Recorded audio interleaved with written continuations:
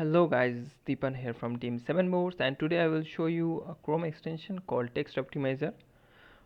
From help of this tool TextOptimizer, you can optimize your current blog, text, article, etc. Okay, it suggests that what keywords or words you need to put into your blog or article to make it more content rich.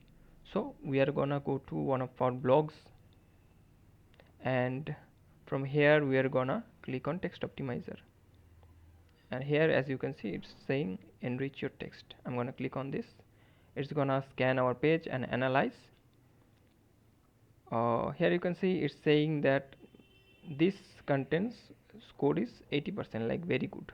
Okay, also it's saying you could write words like marketer, funnel, inbound blogging, etc.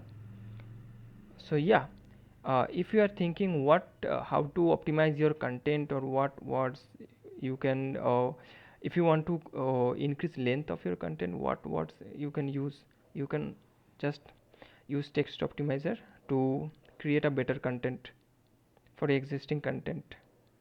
Yeah, so that's it for this video. Thank you for watching. Do not forget to subscribe. See you on the next one.